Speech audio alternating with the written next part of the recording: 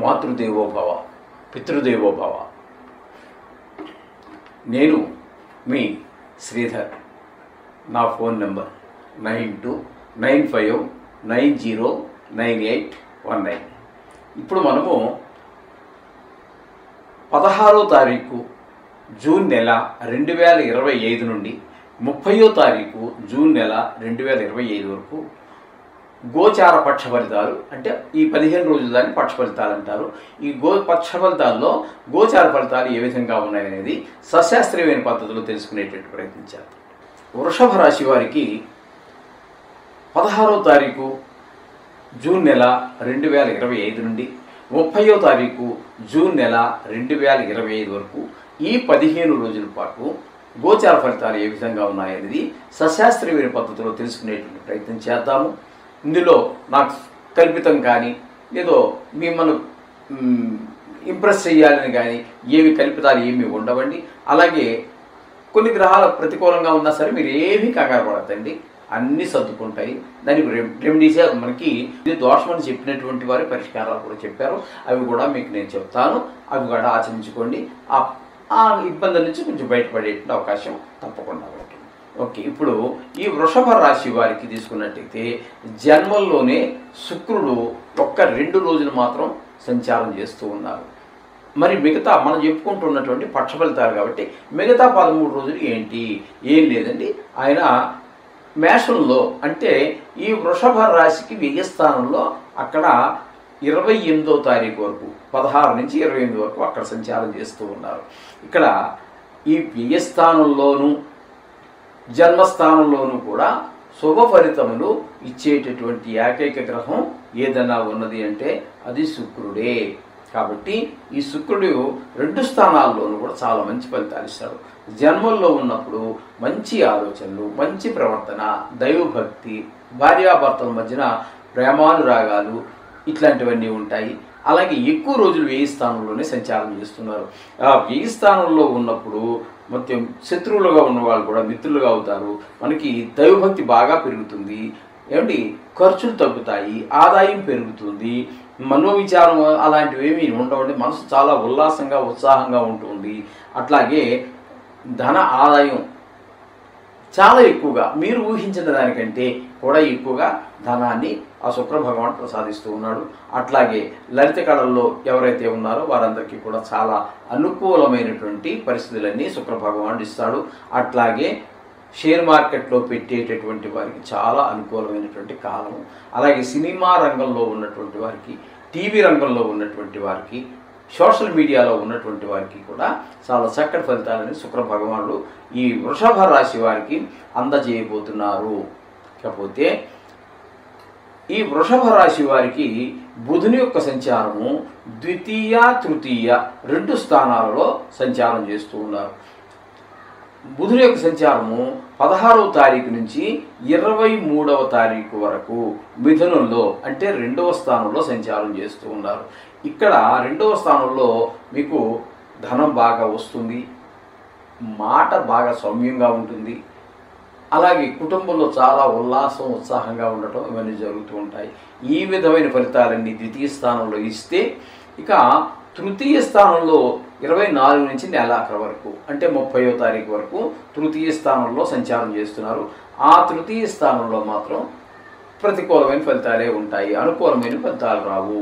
తద్వారా ఏమవుతుందంటే సహాయ సహకారాలు అందవు. ఎవరి యొక్క మీ ఇంట్లో కుటుంబ సభ్యులు కావచ్చు, లేకపోతే వృత్తి చేసేటటువంటి ఎక్కడ వృత్తి ఏదో ఒకటి చేస్తాం కదండి, అక్కడ వ్యాపారం కావచ్చు, మరొకటి కావచ్చు, అక్కడ మీ స్థాయి వారు కానీ, పై స్థాయి వారు కానీ, కింద స్థాయి వారు కానీ ఎవరి దగ్గర నుంచి మీకు అనుకూలమైనటువంటి మీకు అనుకూలంగా వారు ప్రవర్తించే విధానం ఉండదన్నమాట అండి. వాళ్ళ సహాయ సహకారాలు మీకు అందడం కష్టం. ఈ విధమైన ఫలితాలన్నీ తృతీయ స్థానంలో బుధుడి సంచారం వల్ల కలుగుతుంది. ఇకపోతే రవి యొక్క సంచారం తీసుకున్నట్టయితే, సూర్య భగవాన్ యొక్క సంచారం తీసుకున్నట్టయితే ద్వితీయ స్థానంలో అంటే మిథునంలో, వృషభం నుంచి మిథునం 2వ స్థానం కాబట్టి 2వ స్థానంలో రవి యొక్క సంచారం శుభప్రదమైన ఫలితములను ఇవ్వజాలదు. ధనాదాయం తగ్గేటటువంటి అవకాశం ఉంటుంది. అలాగే కుటుంబంలో మంచి వాతావరణం ఉండదు. వాక్కులో మాటలో కొంచెం కఠినత్వం పెరిగేటువంటి అవకాశం కూడా ఉంటుంది. కొన్ని కుటుంబంలో పిల్లలకి పెద్దలకు కానీ దగ్గు జలుబు ఇలాంటి చిన్నపాటి అనారోగ్య సమస్యలు కూడా తలెత్తేటట్టు అవకాశం ద్వితీయ స్థానంలో రవి సంచారం వల్ల కలిగితాయి. ఇకపోతే చతుర్థ స్థానంలో కుజుడు కేతు రెండు గ్రహాల యొక్క సంచారం జరుగుతుందండి. ఇక్కడ చతుర్థ స్థానంలో కుజుని యొక్క సంచారం శుభప్రదమైనటువంటి ఫలితాలన్నీ ఇవ్వజాలండి. మనకున్నటువంటి భూమి కావచ్చు, ఇల్లు కావచ్చు, దాని నుంచి మనం సంతోషపడేదానికంటే దానికి పెట్టుబడి పెట్టేది ఎక్కువ ఉంటుంది. ఏదో రిపేర్ వస్తూ ఉంటుంది. అలాగే వాహనం ఏదో ఉంది మీ దగ్గర, దానికి కూడా పెట్టుబడి పెట్టవలసి వస్తూ ఉంటుంది. ఈ విధంగా మనకి ఈ 4వ స్థానంలో కుజుని యొక్క సంచారం అది సేమ్ ఫలితాలే మనం కూడా చెప్పుకోవాలండి. కేతు కూడా, ఎందుకంటే కేతు కుజివత్తు అని చెప్పి శాస్త్రం కూడా ఉంది. వాళ్ళిద్దరి కలయిక ఒక రకంగా మన జాతకం మీద అంత పెద్ద ప్రభావం చూపించదు.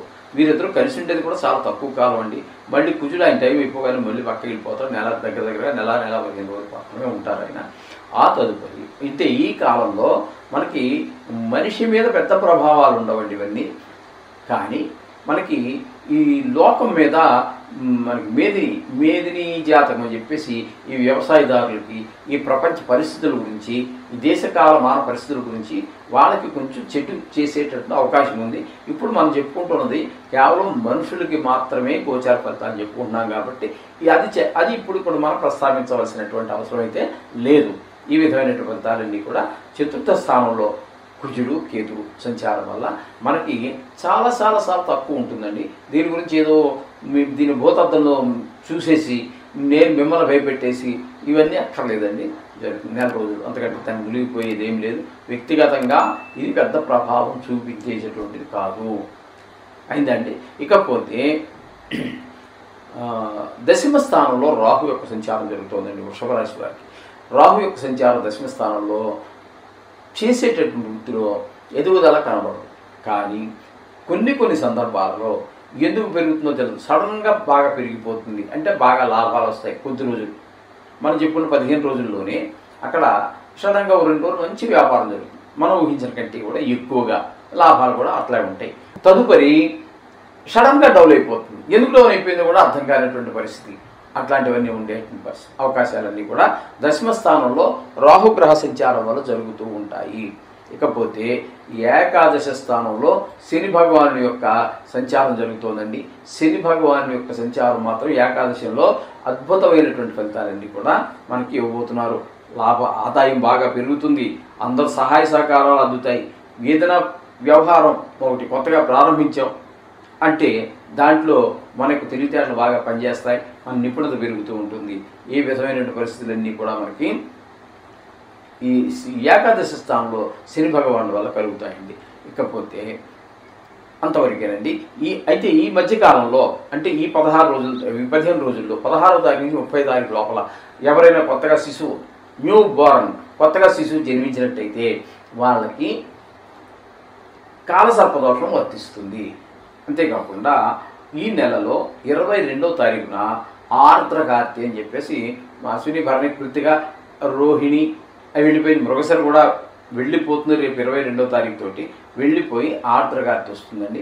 ఆర్ద్రకార్తి వచ్చినటువంటి దానివల్ల ఫలితం ఏంటంటే ఈ వ్యవసాయదారులకు ముఖ్యంగా చాలా అనుకూలమైనటువంటి వాళ్ళు ఏం చేయాలి, ఈ కార్తీలు ఎప్పుడు నాటుకోవాలి, ఎప్పుడు తీసుకోవాలి అనేటటువంటి నాటులు నాటడము, మంచి ఏ టైంలో వేస్తే పంట బాగా చేతికి వస్తుంది ఇత్యాదులన్నీ కూడా అవన్నీ వ్యవసాయానికి సంబంధించినవి. మొత్తం మీద ఆర్ద్రకార్తి ప్రవేశం వల్ల మనకి వాతావరణం కూడా చాలా చక్కగా చల్లబడి ఒక ఆహ్లాదకరమైనటువంటి వాతావరణం ఏర్పడుతుంది.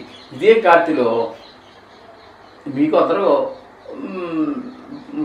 పల్లెటూరుల్లో చిన్నప్పుడు పుట్టి పెరిగినటువంటి వాళ్ళకి ఒక మంచి ఆర్ద్ర పురుగులు అని చెప్పేసి ఉంటాయండి. మొక్కమల్లి కొట్టి ఎట్లా ఉంటుంది అలా ఉంటాయి. ఇంతంత పురుగులు ఉంటాయి.